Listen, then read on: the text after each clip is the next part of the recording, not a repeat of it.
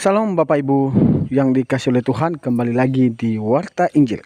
Pada kesempatan kali ini Bapak Ibu Saudara, kita akan melihat kesaksian seorang murtadin, di mana dari salah satu pekerja dari Dedi Mulyadi, murtad percaya Yesus. Mari kita melihat dan mendengarkan bersama kesaksiannya. Tuhan Yesus memberkati kita.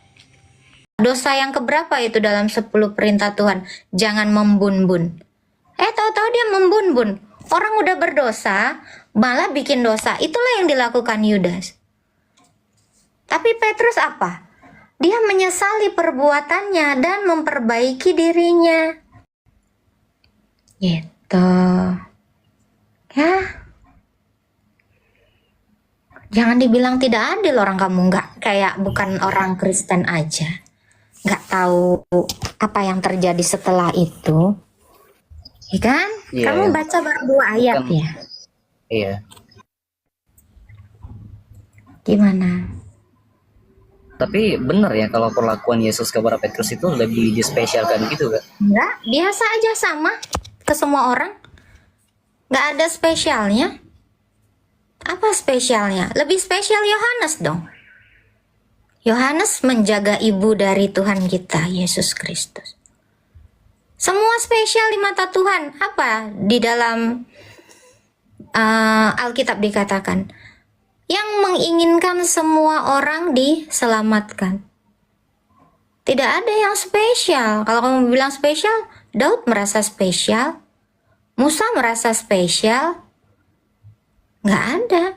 Apakah menurut kamu dengan 1 Petrus seluruh dunia ini mengenal Kristus? Nggak bisa. Butuh yang namanya Rasul Paulus, butuh Matius, Markus, Lukas.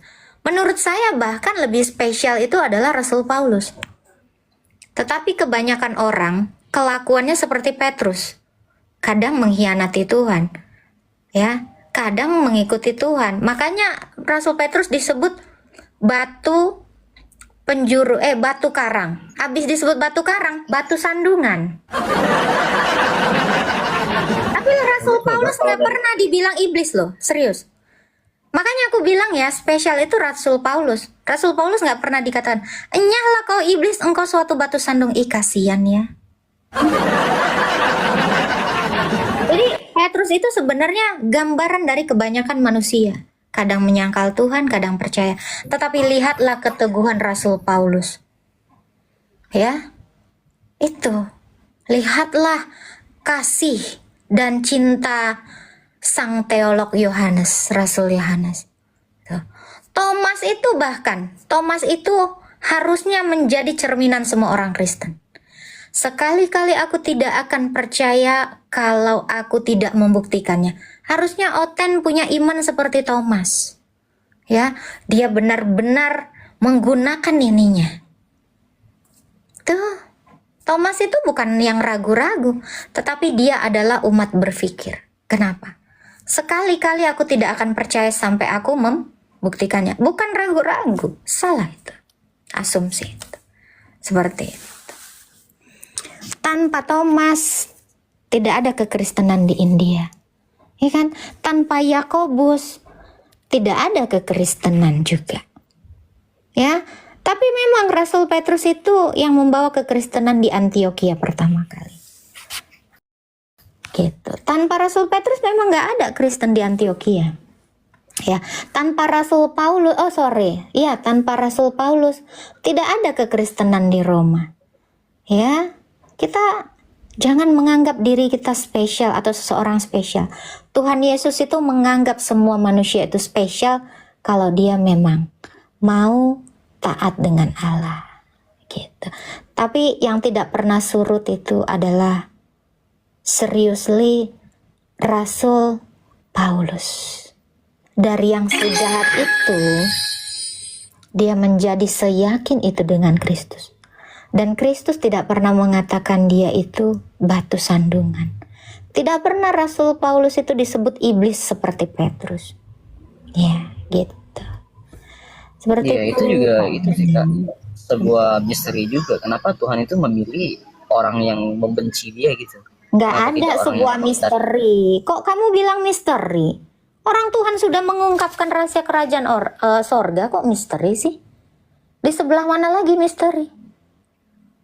Ya, memanggil orang dari kegelapan itu nyata. Karena Yesus sendiri bilang, bukan orang sehat yang butuh tabib. Semua ini pendosa. Petrus pendosa. Lukas pendosa, semua orang pendosa. Rasul Paulus juga. Semua. Gitu. Nggak ada misteri lagi, orang Tuhan Yesus itu sudah mengungkapkan kok. Ya, gitu.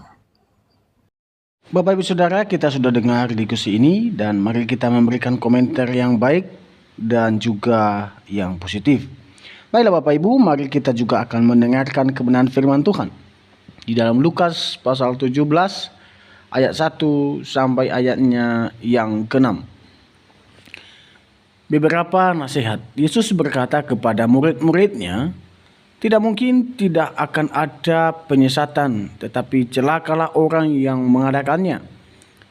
Adalah lebih baik baginya jika sebuah batu kilangan diikatkan pada lehernya, lalu dilemparkan ke dalam laut, daripada menyesatkan salah satu dari orang-orang yang lemah ini. Jagalah dirimu, jikalau saudara berbuat dosa, tegurlah dia. Dan jikalau ia menyesal, ampunilah dia. Bahkan jikalau ia berbuat dosa terhadap engkau 7 kali sehari, dan 7 kali ia kembali kepadamu dan berkata, aku menyesal, engkau harus mengampuni dia. Lalu kata rasul-rasul itu kepada Tuhan, tambahkanlah iman kami. Jawab Tuhan, kalau sekiranya kamu mempunyai iman sebiji sesawi saja, kamu dapat berkata kepada pohon ara ini, terbantulah engkau dan tertanamlah di dalam laut, dan ia akan taat kepadamu. Bapak Ibu Saudara, dalam kebenaran firman Tuhan ini mengajarkan kita supaya kita terus mengampuni, mengasihi sesama kita, baik orang-orang yang melakukan kejahatan kepada kita, yang memfitnah kita. Mari kita mengampuni mereka dan mendoakan mereka. Karena itulah yang diajarkan oleh kebenaran dari Alkitab. Itu juga yang diajarkan oleh Tuhan Yesus. Ya, makanya Yesus berkata, kasihilah sesamamu manusia seperti dirimu sendiri, dan percayalah kepadaku, karena akulah jalan dan kebenaran itu, dan engkau akan selamat.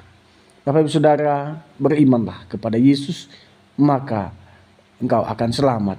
Dan kalau tidak percaya kepada Yesus, engkau akan binasa. Pilih mana yang baik dan mana yang tidak baik. Demikian saja yang bisa saya sampaikan. Terima kasih sudah mendukung perkembangan channel ini. Tuhan Yesus memberkati kita. Sampai jumpa di video-video berikutnya.